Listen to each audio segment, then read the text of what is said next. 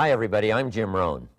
What a pleasure it is for me to come and visit with you for just a few minutes here today. Tell you briefly a little bit about my story and share some ideas that might be beneficial. I've lectured in some high school classrooms in California and Arizona and some universities and colleges, Pepperdine University, San Diego State, Arizona State University. And so I've had a chance to talk to kids that are interested in themselves and interested in their future, interested in America, interested in what they can do with their lives, and listening to stories that might be beneficial. And I don't have a chance to, visit all of the schools and universities around the world, so this is a great chance for me by video to have a chance to tell you my story. Just briefly, let me tell you my story. I grew up in Idaho, farm country. My father still lives on the old homestead where I grew up, southwestern Idaho. He'll be 91 his next birthday, and I'm very proud of him. I went to high school. I graduated. I went to college 1 year. Halfway through my second year, I decided I was smart enough, so I quit. One of my major mistakes. I should have stayed in school. But I thought, heck, I'm smart enough to get a job. And back then I thought, that was it. If you're smart enough to get a job, what else would you need? Found out later, a big mistake. But anyway, I quit school at age 19, went to work. A little while later, persuaded a beautiful young lady to marry me with a lot of fancy promises. And fortunately for me, we got married. A little while later, I started my family. And I'm out there working hard, doing the best I thought I could. But year by year, I kept falling a little further behind, buying a little more than I could conveniently pay for on time. And the creditors are finally starting to call saying, hey, you told us the check was in the mail. I'm not feeling at all good about that. About age 25, I've got pennies in my pocket, I've got nothing in the bank, and way behind on my big mouth promises to my family, and wondering what could I do to make my life better. I was willing to work hard. That was not my problem. But I just wasn't making the progress I wanted to make. And then good fortune came my way. Sometimes it's difficult to describe good fortune, why something remarkable happens to you at a particular time. One of my friends says, well, hey, things don't just happen. Things happen just. And maybe that's it, I don't know. But my good fortune was I had a chance to meet a very wealthy man. His name was Mr. Schoaf, Mr. Earl Schoaf. A friend of mine had gone to work for him, and he started telling me about this man. He said, you got to meet this man. He's rich, but he's easy to talk to, and he's got a remarkable philosophy of life. And he kept going on, and I thought, well, I've got to meet this man. So shortly after that, I had a chance to meet this Mr. Schoaf, and I was impressed. He was rich. He was easy to talk to. Within a few minutes, I was dazzled. And I said to myself, I would give anything if I could be like that, rich and easy to talk to. What would it take? And then I thought, if I could just get around somebody like him, and if he would teach me and coach me, I would do it all. And that was my good fortune. A few months later, this wealthy man, Mr. Schoaf, hired me and gave me a job, and I went to work for him, and I spent the next 5 years in his employ. And then, unfortunately, at age 49, he died. But I got to spend 5 years with this remarkable man, his last 5 years of his life, and the first 5 years of my new life. And my dream came true during that 5-year period. This man took the time to teach me and coach me. He taught me the books to read. He taught me the disciplines, and he taught me the skills. And he taught me the changes to make in my language and personality. And the things he shared with me during that 5 years changed my whole life. Changed my income, changed my bank account, changed my future. I've never been the same. By the time I was 31 years old, I was a millionaire. So he taught me economics as well. So how lucky can you get to meet the right person at the right time who takes the time to share with you ideas that can change your life? A lot of rich people, right, don't take the time, but he did, and he also had the ability. Some people want to share their experiences, but they don't quite know how to say it, but he had it all, and he used language that I could understand, and those ideas greatly affected my life. I wish he was still alive today. If he was, I'd be calling him today one more time, thanking him for the time he spent with me sharing his life and his experiences that so dramatically affected my life. Then, how I really came to be invited to speak to you today.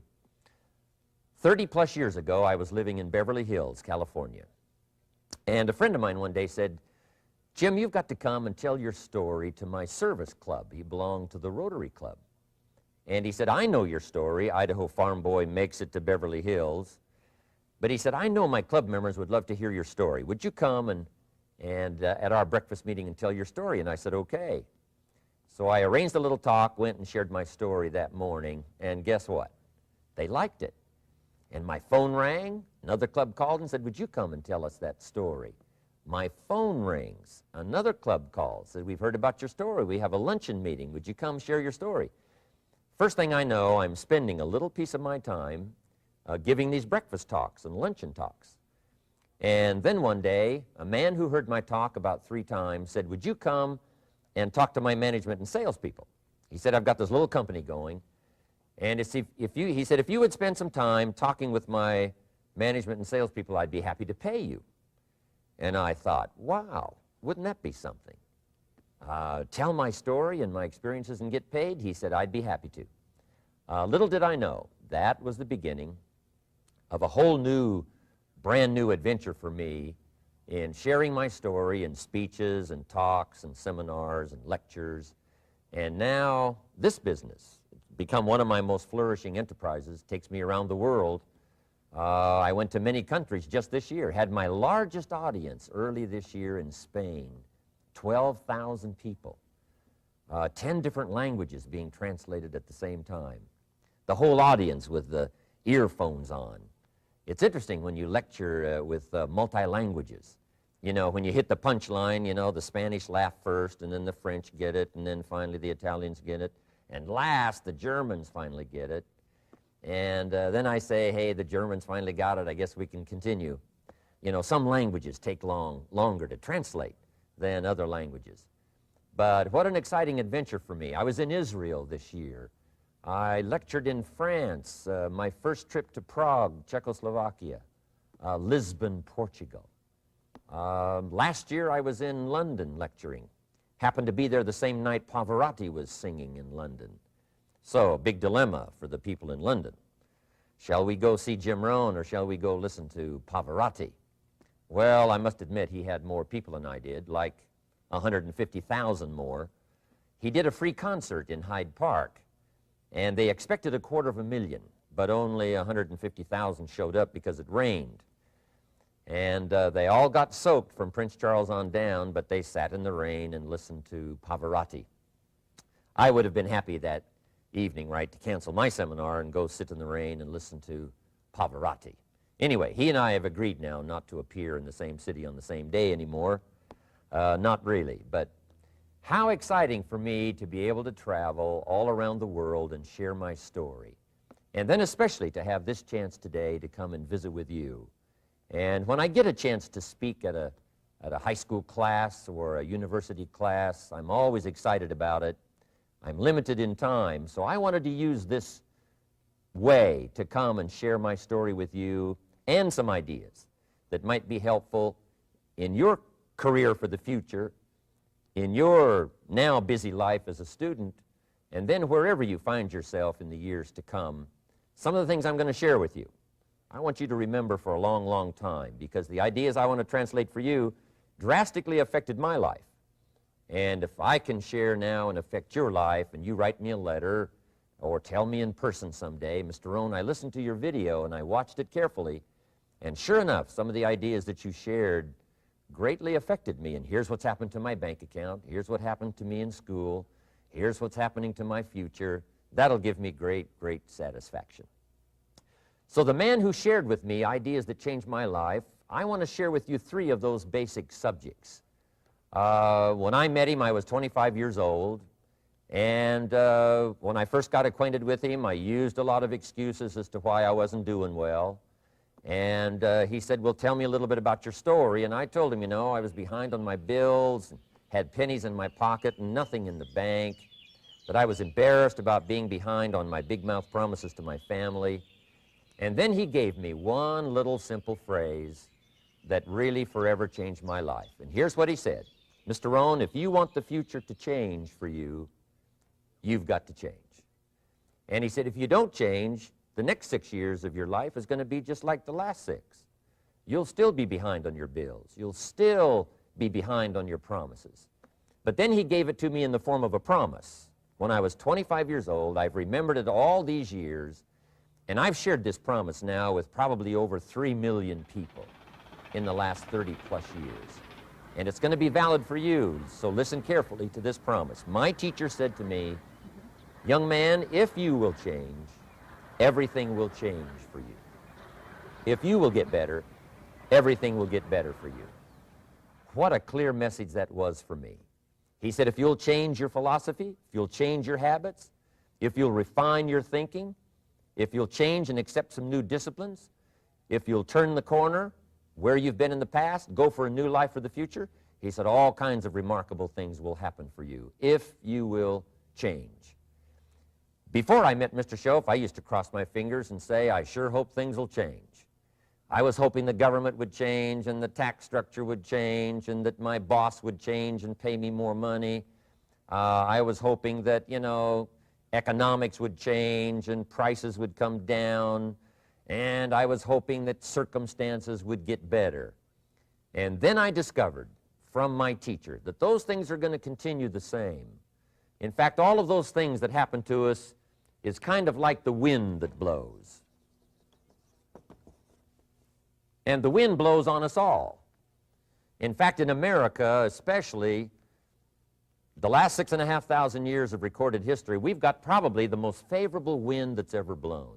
Economics and circumstances, living in a free country, democracy and freedom, an excellent economy. Sure, we struggle at times, but compared to the rest of the world in the last 6,500 years, we've got the best wind ever. But if you just let the wind blow, I'm telling you, it won't take you where you want to go. All of us must use this wind to take us to the dreams we've got, to the equities we want, to the money we want, to the income we want, and to all the things we want our life to have. This is where we want to go, and we've got a good wind, but we must not leave our future just to the wind, just to the economy, just to the structure of the way things are happening today. Here's what we must learn to do, and that is set a good sail. And if you'll learn to set a good sail, and that's what my teacher taught me in those early days. He said, Mr. Rohn, the wind is going to blow however it's going to blow. Politics are going to be politics, and the economy is going to be the economy. And however it turns out, that's the way it's going to be. What you must learn to do is not to wish for a better wind. That's naive. The key is to wish for the wisdom and the skills and the learning so that you can set a better sail. And so that's what I did at age 25. I went to work not on the economy. I went to work not on the community. I didn't go to work to try to change the government. I didn't go to work to try to change my boss or the company. I didn't go to work to try to change circumstances. I went to work to try to change myself. And I picked up that promise my teacher shared with me, that if I would change, my income would change. If I would change, my bank account would change. If I would change, my future would change. And sure enough, his promise came true for me. The first 6 years of my economic life, I wound up broke. Those pennies in my pocket, nothing in the bank, behind on my promises. The second 6 years of my economic life, I wound up rich. But interestingly enough, the second 6 years of my economic life, the government was about the same and the economy was about the same. You know, the companies were about the same. What they paid was the same. Circumstances around me were the same. You know, my negative relatives were the same. But I was not the same. That's how my life changed. And that's how things started working for me, changing my life all those years ago. So that's what I wanted to share with you to begin with, this beginning of what Mr. Shoaff shared with me, that if I wanted my life to change, this was what I was going to have to do. And so he broke it down into 3 subjects that really made an impact on my life, and I want to share those with you. The first subject he called personal development. And the second subject he called setting goals. And the third was how to become financially independent. And I'd like to give you just a few clues from those three major subjects that so dramatically affected my life. And let's get started. The first one is personal development. Now, in illustrating personal development, Mr. Schoaf, my teacher, started with money. You know, money's not the only place to start in talking personal development, but it's where he started, so let me share the thoughts he shared with me back then. Let me share them with you. Here's the best lesson I can give you on economics. It's very simple. We get paid for bringing value to the marketplace. That's about as simple as I can put economics. We get paid for bringing value to the marketplace. Now, it takes time to bring value to the marketplace. However, we do not get paid for time, so we cross that out. Mistakenly, the man says, I'm making about $20 for an hour. Not true. If that was true, you could just stay home, right, and have them send your money. So that's not true. We don't get paid for time. We get paid for value brought to the marketplace. Now, since that's true, here's one of the key questions of my talk to you today. Is it possible to become twice as valuable to the marketplace and make twice as much money in the same time? Is that possible? The answer is yes. Could you become 3 times as valuable as you might be right now to the marketplace and make 3 times as much money in the same time? And the answer is yes. 5 times, 10 times? Of course. America is unique. It's a ladder decline. It starts down here, let's say, at $5 an hour, and it keeps going up. Top income last year, $80 million. The guy who runs Coca-Cola. Now, that's a heck of a ladder. That's why everybody wants to come here, right? The boat people are not headed for Vietnam. People haven't plotted and schemed for 50 years saying if I could just get to Poland, everything would be okay. Not true. Everybody wants to come to America. And the reason is because we've got the best wind ever blowing in our favor. We've got the best economic opportunity anybody's had in 6,500 years. And all you have to do is understand it and take advantage of it. Now, there's some key questions to ask here. Why would the marketplace pay someone only $5 an hour? Very simple answer. They're not very valuable to the marketplace. Now, we must underline to the marketplace. This person might be a very valuable brother, yes. Member of the family, valuable, yes. Valuable member of the church, of course. Valuable citizen of the country, yes. Valuable in the sight of God, no doubt. We're all of equal value in the sight of God. But if you're not very valuable to the marketplace, you don't get much money. You say, well, it shouldn't be that way. Well, then you got to start your own country. You know, this one's been in process for 200 years, and this is the best we've been able to come up with so far. But here's the key. You don't have to stay here. Now, there was a big debate in Congress last year that this $5 was not enough, should be 6, should be 6, should be 6. But we don't need legislation. 6 is already on this ladder. The next step up. You know, if you work for McDonald's, they'll pay you $5 an hour to take out the trash. If you whistle while you take out the trash, they'll pay you $6 an hour. So we don't need that legislation. You just need to take lessons on how to whistle. Have a good attitude. Now, as you begin to climb this ladder, why would the marketplace pay some people $50 an hour? Answer, evidently, they must be more valuable to the marketplace. 10 times more valuable. And is that possible for someone to be 10 times more valuable and earn $50 an hour instead of 5? And the answer is yes. That's what America is all about. Now, why would the marketplace pay some people $500 an hour? Evidently, this person must be much more valuable to the marketplace. That's what's important to understand, to the marketplace. And would the marketplace pay one person $80 million for 1 year's work? And the answer is, of course. If you helped a company make $1 billion, would they pay you $80 million? I'm telling you, it is possible. And that's why America is so exciting. That's why this financial ladder is so exciting. It's possible for all of this to come true for all of you, no matter where you start. As a student in school, just getting started out there in the workplace, this is all possible for you. Now, Mr. Shoaff gave me the clue on how to climb this ladder as high as I wanted to climb. Now, we're talking primarily economics here. There's a lot of other ways to become valuable to your family, valuable to your friends, valuable to the community, valuable to the team, right? Valuable to the team effort, valuable to the concert. But here's what he said to me. In climbing this ladder economically, all you have to do is work harder on yourself than you do on your job. Once I heard that, it made sense to me.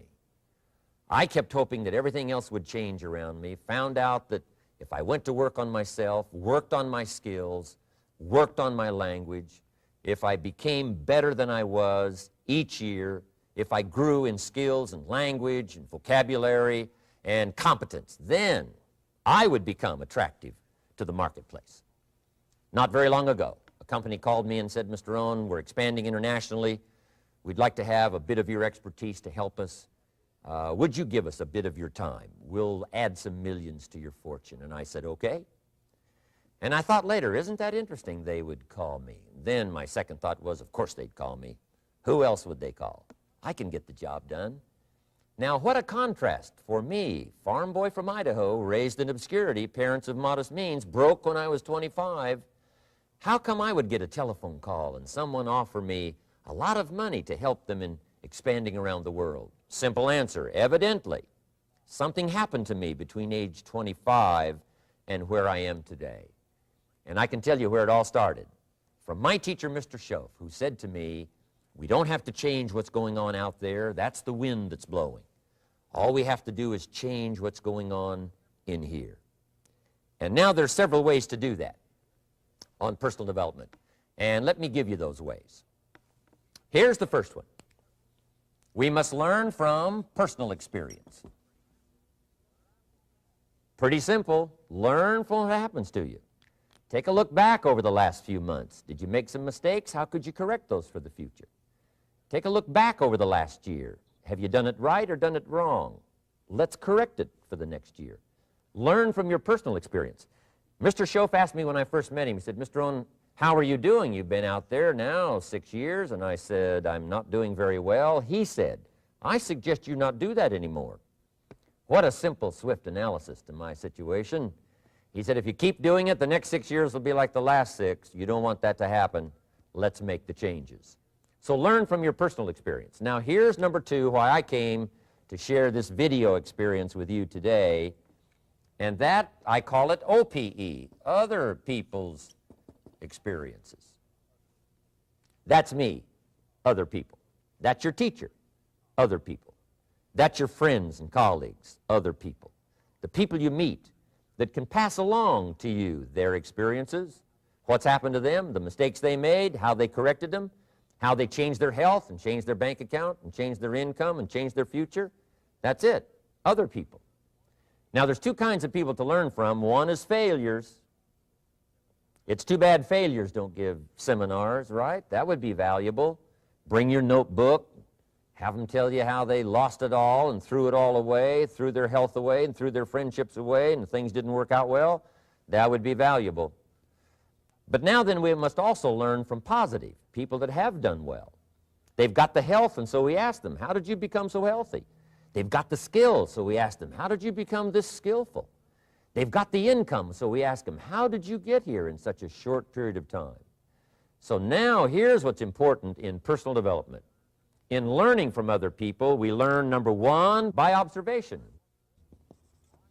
We learn what we see. We watch people that are successful in what they do.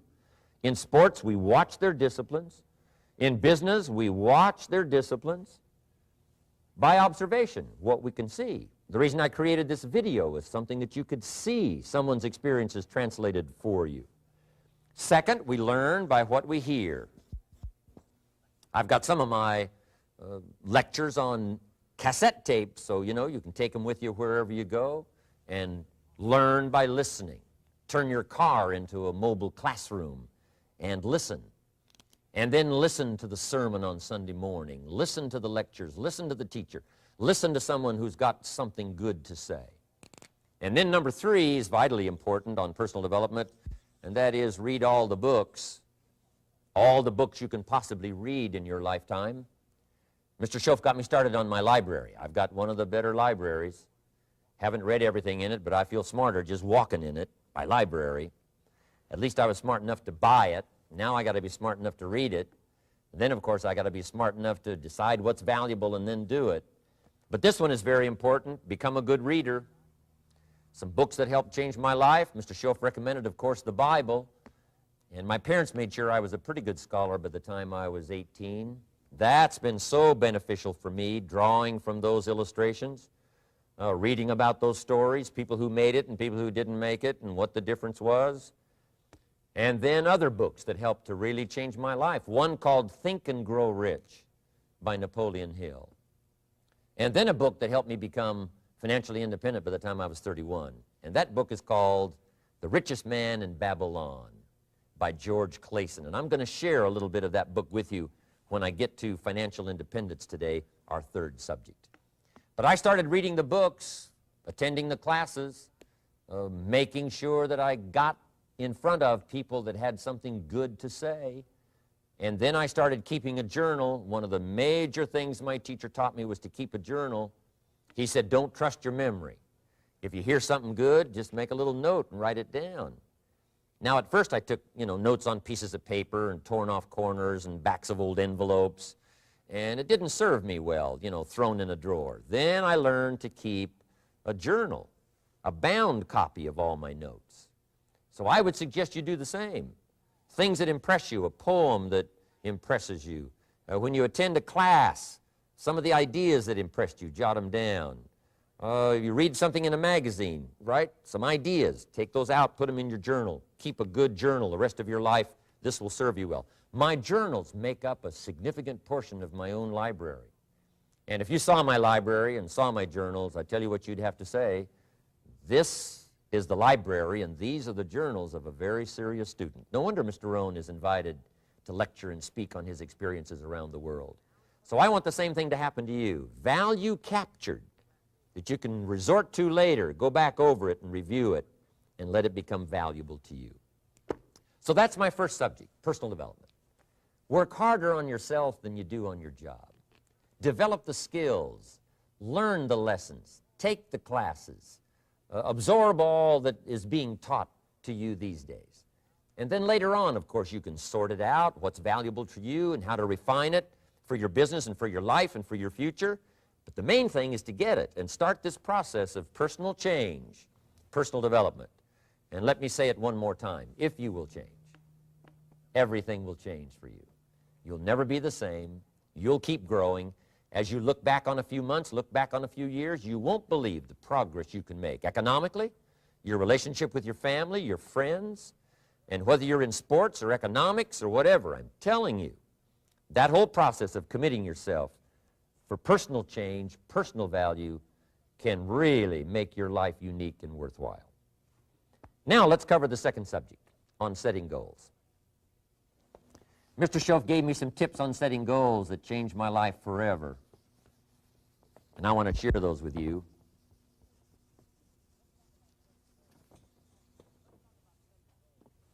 So let's talk about setting goals, and I also want to tie it to personal development, and you'll see how I'm going to do it as I progress here. Setting goals. We need to take a look into the future. There are 4 things to consider in terms of attitude. One is how you feel about the past. Best advice I can give you on that is treat the past as a school. Let it teach you the mistakes you've made, the things that went wrong, the things that didn't work. Don't use the past as a burden to carry, and don't use the past as a club to beat yourself to death. Past losses, past failures, past mistakes. But let the past be a school. Tough school maybe. We've all been through some tough stuff. So if you feel good about the past, draw from it for experience and let it teach you. Then next is how you feel about the future. We've got to have the future well designed. The future is called the promise. And here's what we teach in our leadership series. The promise of the future can be an awesome force for your own future. The promise of the future, designing the future. There's two ways to face the future. One is with apprehension, and the other is with anticipation. I promise you, in my travels around the world, most people face the future with apprehension. And here's why. They don't have it well designed. They've sort of left that up to someone else to fix. But here's the best way to face the future, with anticipation. And you can face the future with anticipation if the future is clear, if the future is well designed. And I would like to have you consider some thoughts with me that help me to really change my future by giving it some thought and some consideration. And here it is. In setting goals, it's very simple. Number one, decide what you want. You just take a little time. You sit down and say, what do I want? What kind of skills do I want? What kind of income do I want for the future? What would I like? Where would I like to go? Places I'd like to visit.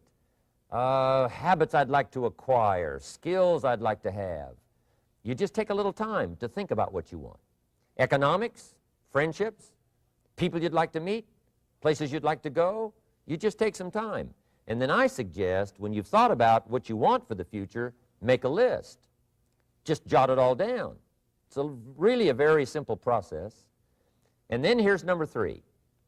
Keep all the old lists. I'm telling you, this served me so well, keeping my old list of goals. I look back now 10, 20 years ago at goals I set, lists I made, and I smile now because here's what I thought was so important, 20 years ago. Now some of those things aren't even on my list. I've got a new list. I've grown. I've changed. I've matured. But I give you that advice. Decide what you want. Number two, write it down. Number three, keep the old lists. And then here's number four.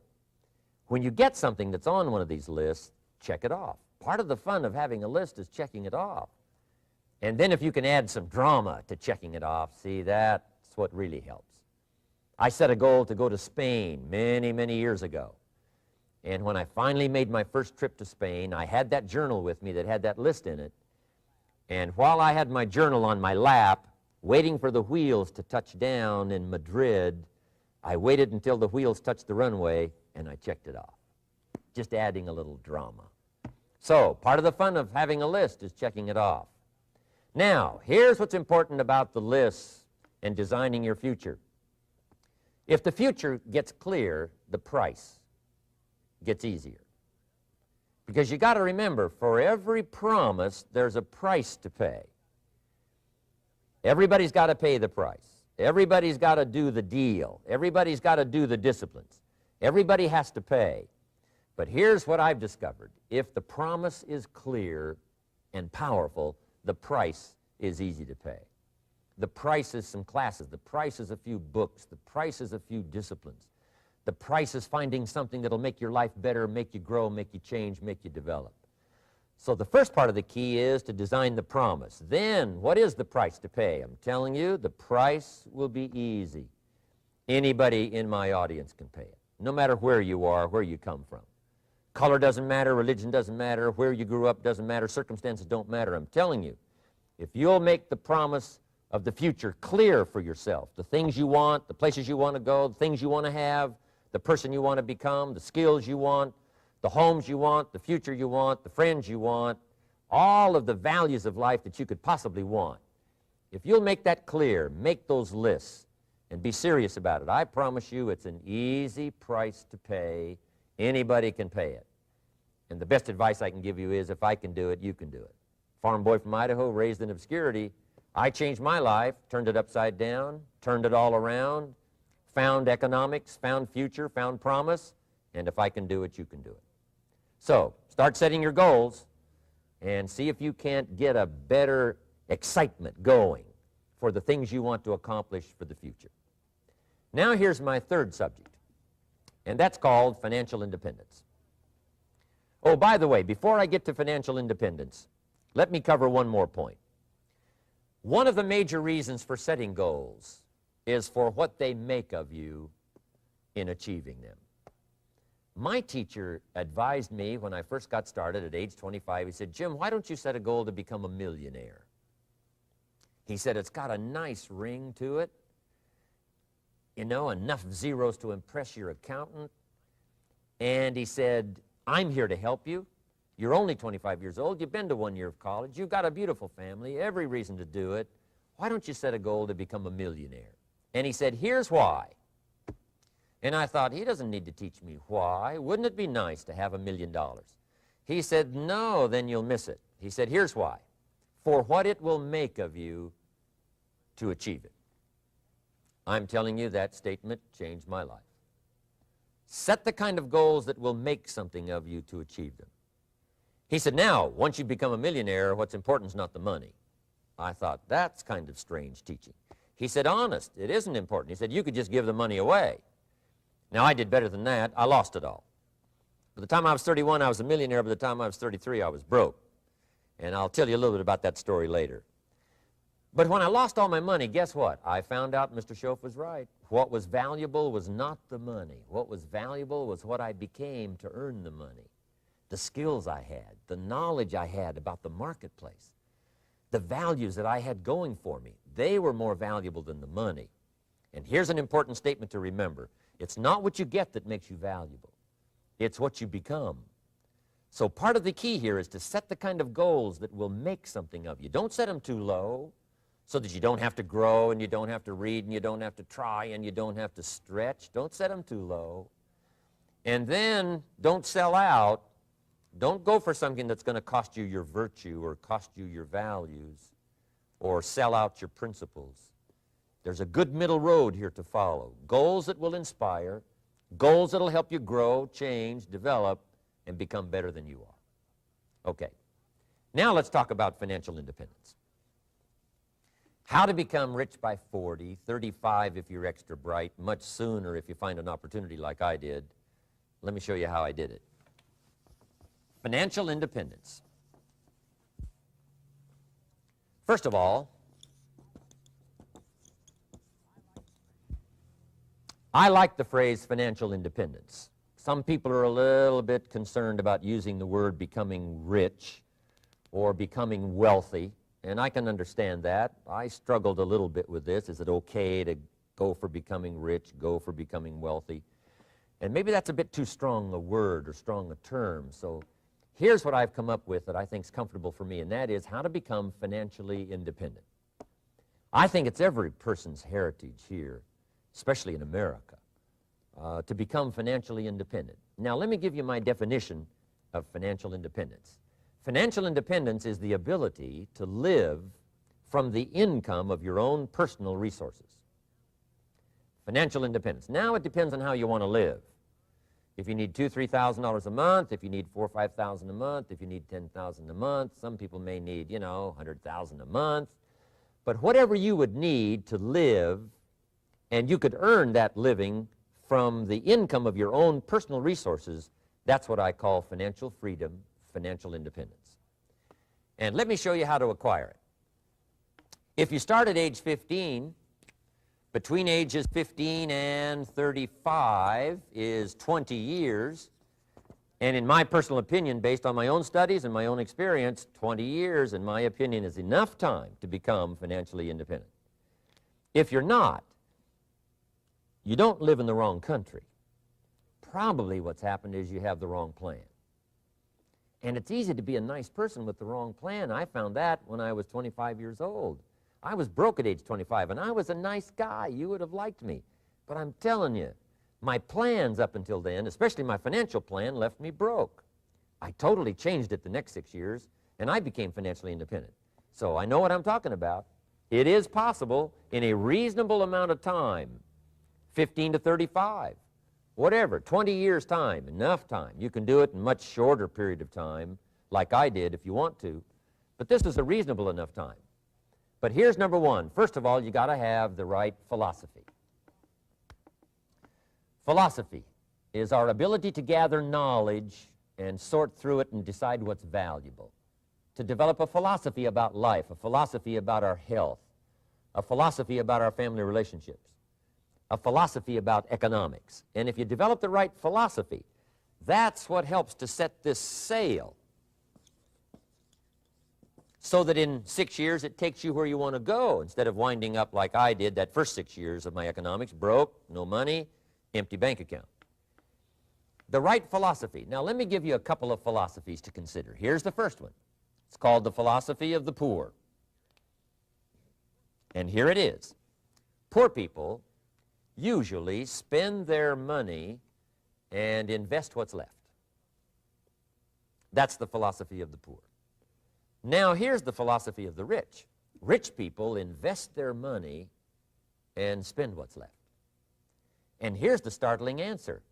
It really doesn't matter what the amount is. What's most important is not the amount. What's really important is the philosophy. So I would ask you to adopt this philosophy of spending after you have invested. Invest first, then spend. And I've got a little formula that I'm going to share with you. Now, what should a child do with a dollar? I mean, there's a lot of debate going on, I'm sure, across the country on what a child should do with a dollar. Here's one opinion. It's only a child and it's only a dollar. What difference does it make? Well, in my opinion, it makes all the difference in the world. A person's economic future starts with a child with a dollar. Somebody says, oh, no, you're only young once. Let him spend it all. Well, when would you hope that would stop? Somebody says, well, wait till he's 50 and broke like me and then he'll learn. Well, no, we don't want to wait that long. If I would have known earlier than age 25, I would have changed. In high school, if they would have had classes called Wealth 1, Wealth 2, I'd have taken both classes. I would not have waited until age 25. So, the earlier the better. So, what should a child do with a dollar? Here's the simple premise to begin with. Don't spend it all. And if a child wants to spend the whole dollar, you got to say, hey, don't spend it all. Don't spend it all. They'll say, why not? It's my dollar. I earned it. You say, I know you earned it, but don't spend it all. They'll still say, why not? Say, let me show you why not. So you put them in your car, take them to the other side of town, and show them where people live that spend the whole dollar. You just drive them around. Kids learn best by visual. Just drive around and say, would you like to live here? Kid says, no. Would you like to live like these people live? Kid says, no, no. Then you can't spend the whole dollar. So, kids will get the message. So, take them to the other side of town and show them around, unless you already live there, and then just show them around. Anyway, don't spend the whole dollar. Now, let me give you my best view of what to do with the dollar. And I promise you, if you started at age 15, now if you're over 15, right, you've still got plenty of time. You still got 20 years. If you're 30, you've still got 20 years. I mean, you still got plenty of time to start what I'm about to share with you. What to do with a dollar. Here's my first bit of advice. Never spend more than 70 cents. Never spend more than 70 cents. Now, you got to pick some number, and the number you pick is going to be determined by your philosophy. It's going to be determined by what you've been taught or your experience teaching yourself. When I first met my teacher, Mr. Schoaf, I was at about 110% of each dollar. I'm down at budget finance, hawking my furniture and my car one more time. And then I learned a whole better formula for financial independence. Number one, don't spend more than 70 cents. Now, kids say to me, well, okay, what do I do with the other 30 cents? And here's what I teach them. 10 cents for charity. Charity or church, or helping people that can't help themselves. 10 cents to support worthy projects, projects that you feel good about. 10 cents out of every dollar. It's called being generous with part of what you've taken out of society. Now, in my opinion, nothing teaches us character better than generosity. No class, no teacher, no book teaches character better than generosity. And the best time to start is when the amounts are small. And I know if kids learn these lessons well, they'll give a dime out of a dollar, help people that can't help themselves, support worthy projects. Or if you belong to a church, they teach tithe, piece of. That's very important. Now, because when the amounts get larger, sometimes it's a little more difficult. You know, giving 100,000 out of a million, someone says, oh, if I had a million, I'd give 100,000. I'm not sure. That's a lot of money. So the time to start is when the amounts are small, 10 cents out of the dollar. Okay, next 10 cents I call active capital.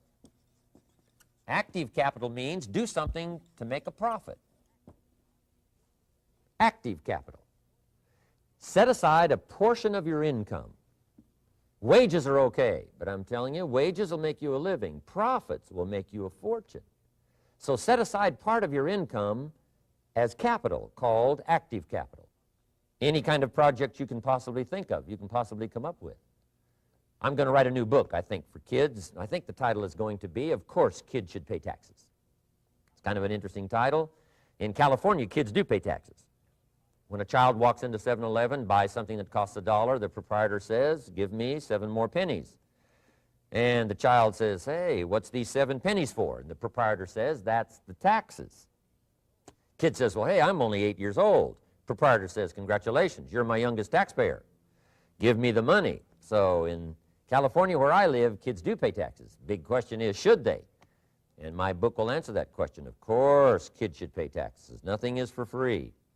If you want to ride your bicycle on the sidewalk instead of in the mud, you got to pay the 7 pennies. Nothing is free, so we all have to pay. So, 10 cents out of your living, out of the money you earn, set aside for capital. Capital to try your best to show a profit. And in my book, it's going to be all kinds of ways kids can make money, right? 2 bicycles, one to ride and one to rent. I mean, you know, it doesn't take long to figure out some enterprise that'll start making a profit. Then you must jot this down if you're taking notes. Profits are better than wages. 1, you can't usually start wages until you're about 16, 15, 16, but you can make a profit long before you're eligible to start earning wages.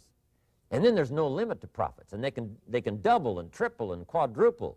You know, there's no limit. It's incredible how fast profits can grow.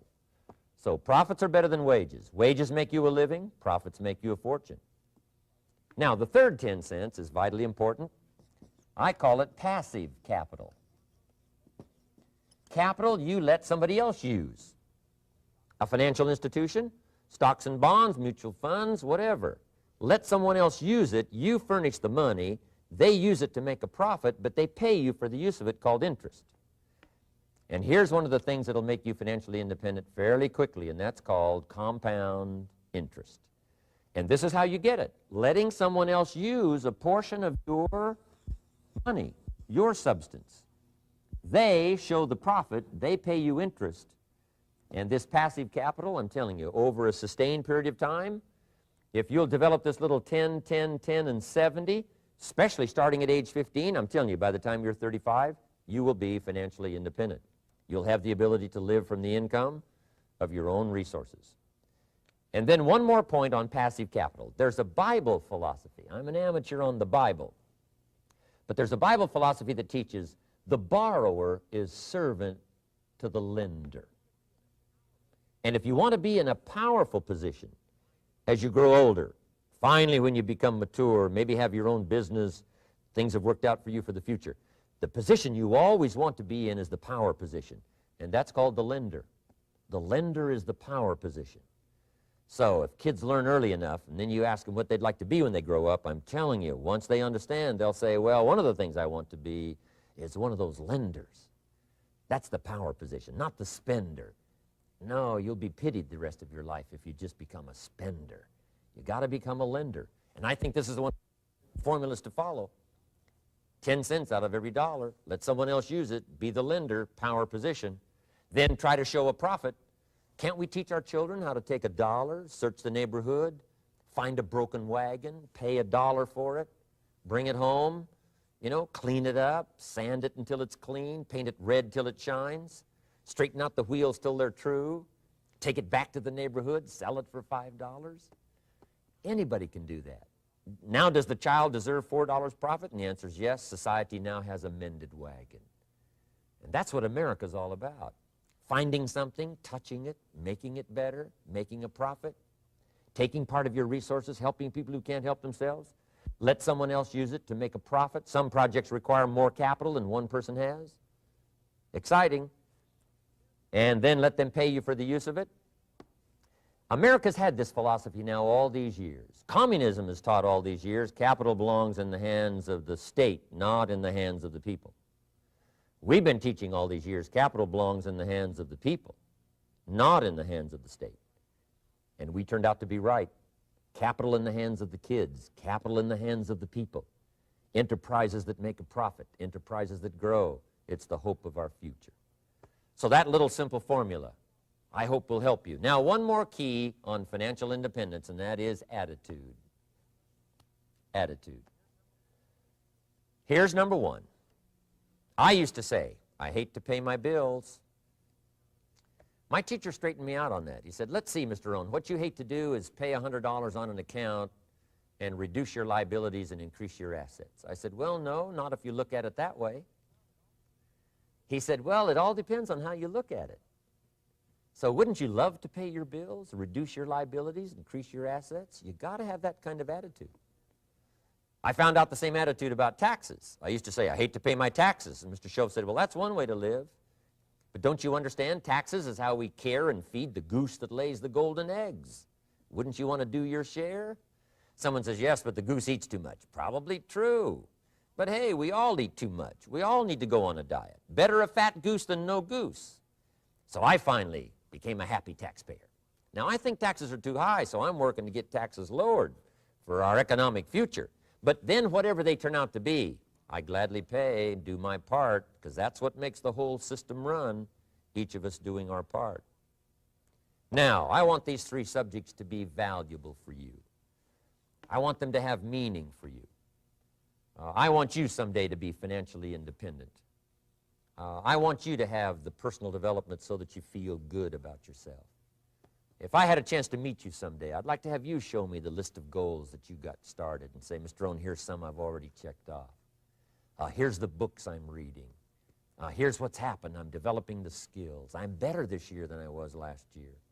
I've got more self-confidence. My skills are developing. That's what I want for you, and that's why I took the time to come and share in this video message with you. I do seminars all around the world, but this is one way that I can reach out and touch you in case you can't come to my seminars, wherever I am. Maybe this video will reach you somewhere, and it'll have an impact on your life. And what I'd like to do is later hear about it, a letter, phone call, or to have a chance to meet you in person. And now I'd like to leave you with these 4 questions called questions to ponder.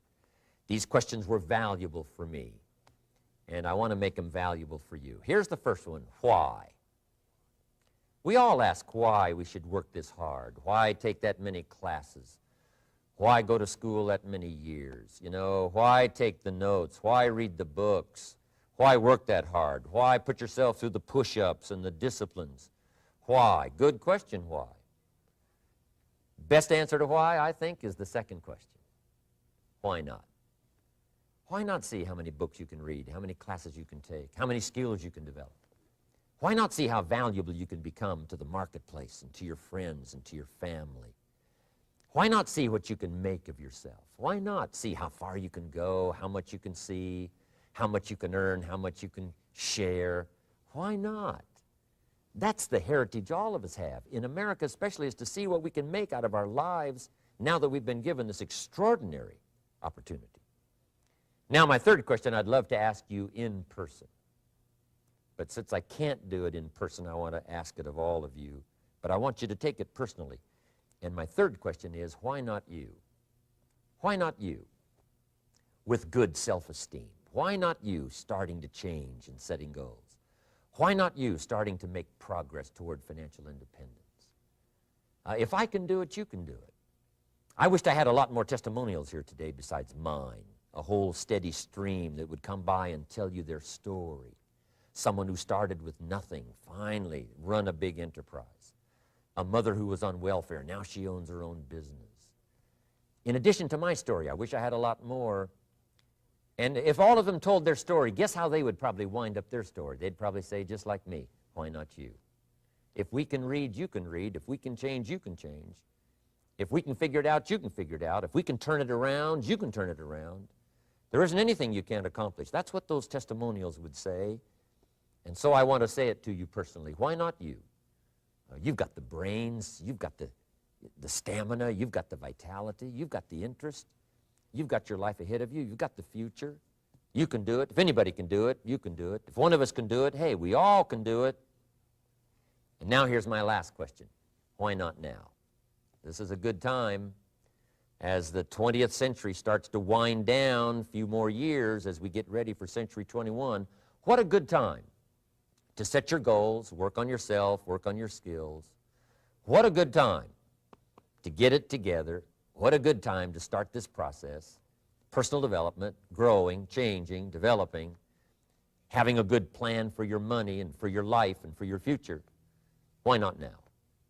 And I hope I have a chance to see you one of these days and share with you the experience, the reaction, the response you might have had from my message today. And until I get a chance to see you on this side of the world or the other side of the world, in some school or some seminar, or maybe I'll come and speak for a company that you work for someday, I hope I get a chance to meet you. Until then, I wish you the best. I want all that I've gotten to be yours and much, much more. God bless. Goodbye.